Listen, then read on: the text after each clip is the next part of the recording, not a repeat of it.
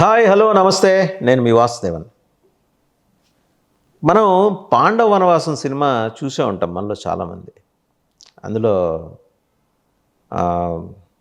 భీముడు ఒక చోట అంటే తన అత్యంత ధీశాలి అని చెప్పేసి బలవంతుడు అని చెప్పి ఆయనకి నమ్మకం కదా. నమ్మకం అంటే వాస్తవం కూడా. కాకపోతే ఒకసారి గర్వం ఎక్కువైపోయింది అనుకోండి, భగవంతుడు వస్తాడు కిందకి వచ్చి, అరే బాబు అది నీ బలం కాదురా నాదిరా, నీ మంచితనం వల్ల నీకు ఆ బలాన్ని నేను నీకు ఇచ్చానని చెబుతాడు. అలా సినిమాలో భీముడు వెళ్తుంటే ఒక ముసలి కోతి రూపంలో ఆంజనేయ స్వామి అక్కడ కూర్చొని ఉంటారు. తోక ఉంటుంది ఈయన వెళ్ళే నడిచే దారిలో. ఇది పూర్తిగా ఊహాజనితము కాల్పనికం ప్రక్షిప్తం అయి ఉండొచ్చు, కానీ ఆ సినిమాలో భీముడు ఇంత గద పట్టుకొని అట్లా హుందాగా అలా నడుచుకుంటూ వెళ్తే, ముసలి కోతి తోక తీ పక్కన పెట్టంట.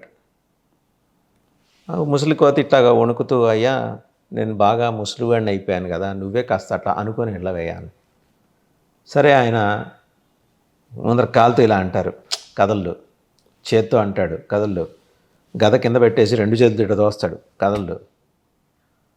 ఇంకా మనిషి ఇట్లా మొత్తం కండలు అవి దట్టంగా పెంచేసి తోసే ప్రయత్నం. అప్పుడు వెలుగుతుంది ఆయనకి, అరే ఇది ముసలి కోతి కాదు, వచ్చింది సాక్షాత్తు పవనసుతుడు ఆంజనేయ స్వామి అని చెప్పేసి ఆయన దండం పెట్టి అట్లా నమస్కారం పెట్టి తప్పైపోయింది అని ఒప్పుకుంటప్పుడు ఒక పాట ఘంటసాల గారిది వస్తుంది.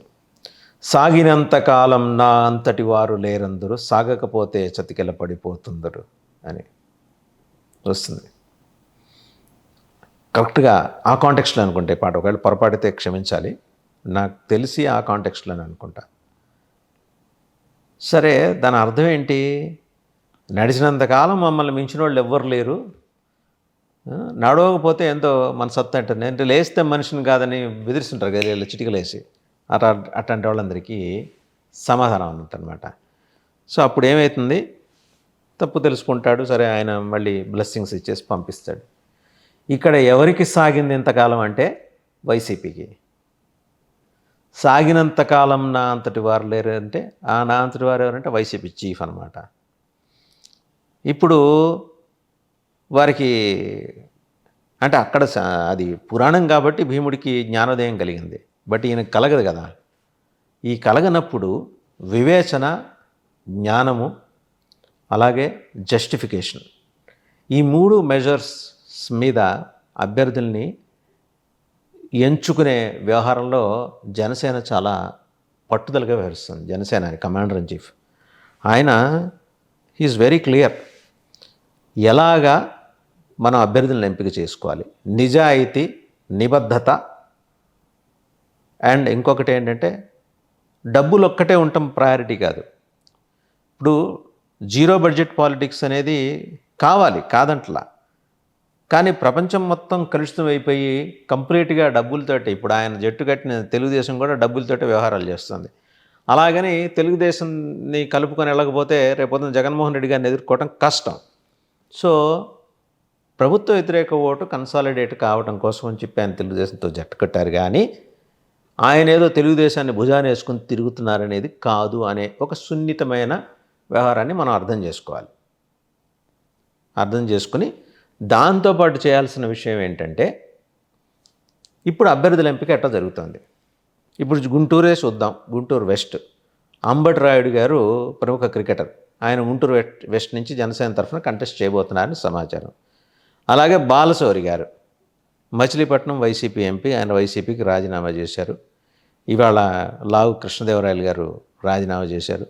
బాలశౌరి గారికి ఉన్న స్పెషాలిటీ ఏంటంటే ఫైనాన్షియల్ సెక్టర్లో, అలాగే లోన్స్, ప్రభుత్వానికి రావాల్సిన నిధులు, వీటి మీద సమగ్రమైన అవగాహన ఉంది. ఆయన use to assist Rajasekhara Reddy గారు వైల్ యూస్ చీఫ్ మినిస్టర్. అదే పంథాలో ఆయన జగన్మోహన్ రెడ్డి గారికి కూడా సహాయం చేస్తూ వచ్చారు. అంటే నేను ముఖ్యమంత్రిని, నాకు వాళ్ళు సాయం చేయడం అనేది రాజశేఖర రెడ్డి గారు అనుకోవాలి, జగన్మోహన్ రెడ్డి గారు అనుకున్నారు. సో ఈయన కూడా పెద్ద పట్టించుకోలేంది, larger interest of the state కాబట్టి ఏదో ప్రభుత్వానికి సంబంధించిన నిధులు ఎట్లా తెచ్చుకోవాలి ఏంది ఆ విషయంలో అసిస్ట్ చేస్తూ వచ్చారు.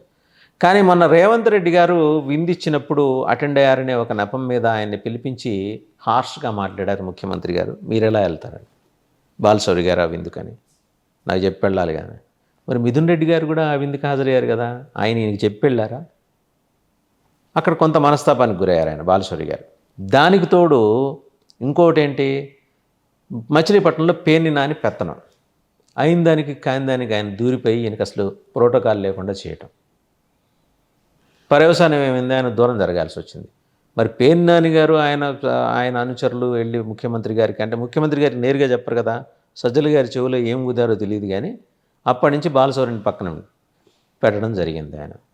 మరి మనస్తాపం చెందిన బాలశౌరి గారు బయటికి రాబోతున్నారు, జనసేనలో చేరబోతున్నారు. ఇవాళ కాదు, నెల రోజుల క్రితం మనం పాత వీడియోలు చెక్ చేసుకోవచ్చు చెప్పాం. సో ఇవండి జరిగిన విషయాలు. కృష్ణదేవరాయలు ఎందుకు వచ్చేసినట్టు, విడుదల రజనికి ప్రాధాన్యం ఇచ్చి ఈయనకు ప్రోటోకాల్ ఇవ్వకపోవటం. ఆయనకి బాధ ఉంటుందిగా, కమిటెడ్గా ఆయన మీకు అదేంటది పెద్ద కార్వాన్ ఏర్పాటు చేసి మీ పాదయాత్ర అంతా ఆయన కదా మీ వెంబడి ఉంది, మర్చిపోతే ఎట్టా జగన్మోహన్ రెడ్డి గారు? So you have paid the price for that. విడుదల రజనికి ప్రాధాన్యత ఇస్తే ఇవ్వచ్చు కాబట్టి ఈయనకి ఇవ్వాల్సిన ప్రోటోకాల్ ఈయనకి ఇవ్వాలి కదా. కృష్ణదేవరాయలు గారికి యువకుడు, కమిటెడ్, రాజధాని రైతుల పట్ల సానుకూలంగా ఉన్నాడు, ఆయన వచ్చేసాడు. కొణతాల రామకృష్ణ గారు వెళ్ళిపోయారు, దాడి వీరభద్రరావు గారు వెళ్ళిపోయారు. యు నేమ్ సంబడి, వాళ్ళందరూ వెళ్ళిపోయి జనసేనలో చేరుతున్నారు. తెలుగుదేశం చేరట్లేదు. మీరు గమనించండి ఇక్కడ వ్యవహారం. ఇప్పుడు ఎమ్మెల్సీ వంశీకృష్ణ యాదవ్ ఉన్నాడు, అతనేం తెలుగుదేశంకి వెళ్ళా, జనసేనకి వెళ్ళాడు. ఎందుకు జనసేనకి వెళ్తున్నారు? మై పాయింట్ ఈస్, వాళ్ళు టీడీపీ వైపు ఎందుకు చూడట్లా? టీడీపీలో ఉండే ఈ కుట్రలు కుతంత్రాలు వీళ్ళకి తెలుసు. బాలశౌరి వెళ్ళదలుచుకుంటే ఒక ఫోన్ కాల్, టీడీపీ చీఫ్ నేరుగా ఆయన ఇంటికి పరుగున వచ్చి ఆయన తీసుకొచ్చి పార్టీలో చేర్చుకుంటాడు. బాలశౌరి గారు వెళ్ళలేదే, జనసేనకే వస్తున్నారు. ఎక్కడో ఒకళ్ళు అలా వెళ్తున్నారేమో కానీ వంశీకృష్ణ యాదవ్. మీరు ఒకటే గుర్తుపెట్టుకోండి, తాడిత పీడిత బడుగు బలహీన విస్మృత విసర్జిత సామాజిక వర్గాల వాళ్ళు ఒకవేళ వైసీపీలో ఉన్నప్పటికీ వాళ్ళు మనస్తాపానికి గురై బయటికి రావాలనుకుంటున్న సమయంలో వాళ్ళు జనసేన వైపే చూస్తున్నారు. అంటే అందరి చూపు జనసేన వైపు. టీడీపీ భావజాలం ఉండి అనివార్య పరిస్థితుల్లో వైసీపీలో ఉంటున్న వాళ్ళు టీడీపీకే వెళ్ళిపోతారు. వాళ్ళు న్యాచురల్లీ. వాళ్ళు లాస్ట్ టైం ఎందుకు వైసీపీలో ఉన్నారంటే వేవ్ అటు ఉంది కాబట్టి, జగన్మోహన్ రెడ్డి గారి వైపు ఉంది కాబట్టి అని. ఇవాళ ప్రజలు చాలా డెసిసివ్ మ్యాండేట్ ఇవ్వబోతున్నారు, మ్యాసివ్ కాదు. ఈ డెసిసివ్ మ్యాండేట్ ఇవ్వబోతున్నప్పుడు వాళ్ళు చాలా చూజీగా జనసేన వంక చూస్తున్నారు, వచ్చి చేరుతున్నారు. జనసేనని కూడా చాలా జాగ్రత్తగా వాళ్ళని అబ్జర్వ్ చేస్తున్నారు. అబ్జర్వ్ చేస్తూ ఈ విషయం చెప్పి నిబద్ధతతో పనిచేయండి, నిజాయితీతో పనిచేయండి. డబ్బులు అవసరమే పార్టీకి, కాదంట్లా.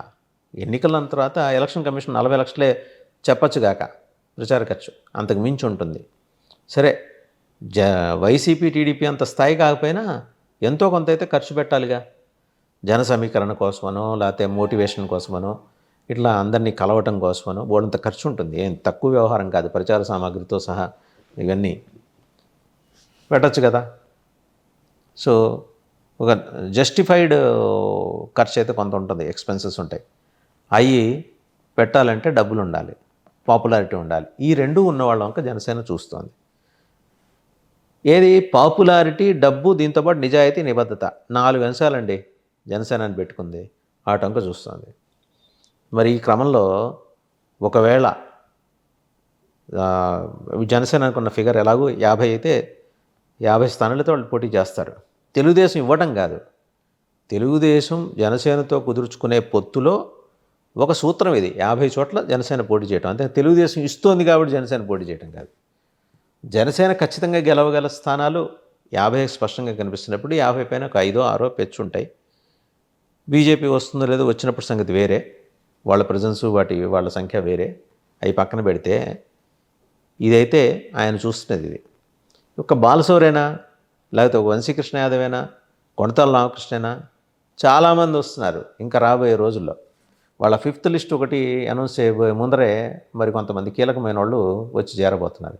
డీకే ఆదికేశవ నాయుడు గారి గ్రాండ్ డాటర్ వచ్చి చేరారు. ఎక్కడెక్కడ సిద్ధాంతాలు, నిజాయితీ, సమాజం పట్ల కన్సర్న్. అలాగే అదే సందర్భంలో ఎంతో కొంత ఖర్చు పెట్టుకోగలగాలి party. As a party, Janasena పార్టీగా జనసేన ఎవరి దగ్గరికి వెళ్ళి ఇలా చేతులు అడిగింది లేదు, విరాళాల కోసం ఆయన అడిగింది లేదు. సో తమంతట తాము స్వచ్ఛందంగా వచ్చి పెట్టుకోగల వాళ్ళు ఉండాలి. కొన్ని సందర్భాల్లో ఇది అవసరం, ఈ సందర్భంలో ఇంకా చాలా అవసరం. జగన్మోహన్ రెడ్డి గారి ప్రభుత్వాన్ని గద్దె దింపేసి మనం రావాలి అనుకున్నప్పుడు పవర్ షేరింగ్ గురించి ఇప్పుడు ఆలోచించమాకండి. ఆయన చెప్పిన దాన్ని నేను కూడా ఒక 10-15 రోజుల నుంచి ఆలోచిస్తుంటే నాకు అనిపించింది అంటే, ఆయన ఒక విజన్ తోటి చెప్తున్నారు. ఏమని? ఇది ఖచ్చితంగా మనం పవర్లోకి రావటానికి in principle we have arrived in to an agreement with TDP. సూత్రప్రాయంగా మనం అంగీకారానికి వచ్చాము తెలుగుదేశంతో. ముందర అధికారంలోకి వద్దాం, వచ్చిన తర్వాత పవర్ షేరింగ్ గురించి మాట్లాడుకుందాం. మధ్యలో లోకేష్ అదని అంటాడండి. ఆయన వాళ్ళ నాన్న సీఎం కావాలని ఆయనకు ఉంటుంది అంటాడు. వదిలేద్దాం, ఎమోషనల్ అవ్వద్దు కొన్నాళ్ళు. జస్ట్ ఇంకెంత 40-50 రోజుల్లోకి వచ్చేసాం, ఎమోషనల్ ఎందుకు అవ్వద్దు. ఆయన అంటాడు, పట్టించుకోవద్దు. ఆయన కాదు కదా కాల్ తీసుకునేది, చంద్రబాబు నాయుడు గారు కదా. చంద్రబాబు నాయుడు గారు విద్యతో ఆలోచిస్తున్నారు కదా. ఆయన యువగళానికే ఈయన రాడేమని అనుమానం ఉంటే నేరుగా ఇంటికి వెళ్ళేసి ఆయన ఏదో బెత్తలాడి కన్విన్స్ చేసుకుని మొత్తాన్ని యువగళాన్ని పిలిపించుకున్నాడు. ఆయన రాజకీయ చతురుడు. ఎక్కడ నెగ్గాలో తెలియటం కాదు, ఎక్కడ తగ్గాలో తెలుసు. చంద్రబాబు నాయుడు గారికి తెలుసు. లోకేష్ గారు అంటే ఇంకా వయసులో ఉన్నాడు, కోడె వయసు, ఆయనకి ఇంకా కొంచెం దూకుడు ఉంటుంది. అది కూడా అర్థం చేసుకోదగిందే. ఇప్పుడు తండ్రి మీద ఉన్న ప్రేమ కొద్దీ ఆయన అలా అన్నాడు. అంగీకరిద్దాం, వాట్ ఈజ్ దేర్. వచ్చాడు కదా, అంగీకారానికి వచ్చాడు కదా. ఇప్పుడు వాళ్ళిద్దరు 2 పార్టీలు అంగీకారానికి వచ్చాయి. ముందర వాళ్ళు కంటెస్ట్ చేయనియండి. 40-45 సీట్లతోటి జనసేన అసెంబ్లీలోకి అడుగు పెట్టింది అనుకోండి, ఆ ప్రాధాన్యం అప్పుడే తెలుస్తుంది చంద్రబాబు నాయుడు గారికి. ఇంకోటి, చంద్రబాబు నాయుడు గారి పార్టీని మనం ఎలా విశ్వసించాలి, వాళ్ళు వెన్నుపోటు కుట్రలు కుతంత్రాలు ఇవన్నీ వాళ్ళ జీన్స్లో డిఎన్ఏలో ఉంటాయి కదా అని అనుమానించడం. ఉంటే ఉండొచ్చు కాకండి, అది ఒకప్పుడు. ఈరోజు అవసరం ఒక పవన్ కళ్యాణ్ గారిదే కాదు అధికారంలోకి రావాల్సింది, ఆయనకన్నా ఎక్కువ అవసరం చంద్రబాబు నాయుడు గారికి. పవన్ కళ్యాణ్ గారు ఇప్పుడు కాబట్టి 29 కైనా సీఎంఏ ఓకే. ఇప్పుడు కొంత పరస్పర అవగాహన అవసరాలు ఇచ్చా ఇద్దరు కలిసి వెళ్తే కానీ ఆ ప్రభుత్వానికి గద్దె దింపడం సాధ్యం కాదు. కాబట్టి ఆయన అంగీకారానికి వచ్చి ఉండొచ్చు. 29కి ఆయన అట్లా ఉండదు, సింగిల్గానే వెళ్తాడు. ఆయన చీఫ్ మినిస్టర్. ఈ దఫా కానివ్వండి, ముందర పవర్ షేరింగ్ మాట తర్వాత చూద్దాం. ఈ దఫా కానివ్వండి. ఆయన వస్తే ఊరుకుంటాడు. ఏమైనా తప్పులు వ్యవహారాలు చేస్తే తెలుగుదేశం చీల్చి చెండాడతాడు. ఏం కాంప్రమైజ్ కాడు.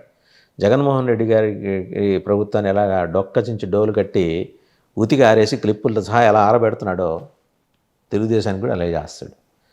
పవన్ కళ్యాణ్కి తిక్కకి ఒక లెక్క ఉంది. ఆయన అన్నాడు కదా, నా తిక్కకు ఒక లెక్క ఉందని. ఉంది, ఆ లెక్క ప్రకారమే చేస్తాడు. ఎవరు ఎలాంటి ఆందోళన పడాల్సిన అవసరం లేదు. జన సైనిక్స్ కన్సాలిడేట్ అవ్వండి, సానుభూతి పరులను ఒక దగ్గరికి చేర్చండి. కార్యకర్తలని, సానుభూతి పరులని, ఫ్యాన్స్ని అందరినీ పోలింగ్ బూతుల దాకా నడిపించండి.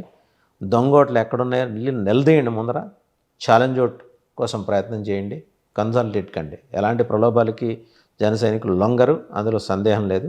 మీకు ఇంకో డౌట్ కూడా వదిలేయండి, తెలుగుదేశం ఓటు ట్రాన్స్ఫర్ అవుతుందా లేదా. ఓటు ట్రాన్స్ఫర్ కాకపోతే ఏం చేయాలో పవన్ కళ్యాణ్కి తెలిసినంతగా చంద్రబాబు గారికి కూడా తెలియదు.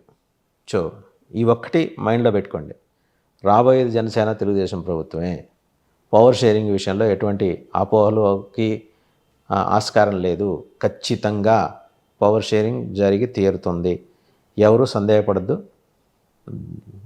దిల్దారుగా, బిందాస్గా వెళ్ళండి, కలిసి నడవండి తెలుగుదేశంతో.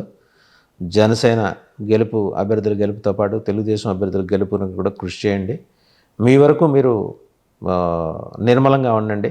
కల్మషంతో ఒకవేళ తెలుగుదేశం వ్యవహరిస్తే రేపొద్దున వాళ్ళే దాని ప్రైస్ పే చేయాల్సి ఉంటుంది. దాని గురించి మీరు వదిలేయండి. జన సైనిక్స్గా మీరు నెరవేర్చాల్సిన బాధ్యత మీరు నెరవేర్చండి. పవర్ షేరింగ్ జరిగి తీరుతుంది. ముఖ్యమంత్రిగా పవన్ కళ్యాణ్ చూడాలనుకున్న వాళ్ళ ఆశ కూడా నెరవేరుతుంది.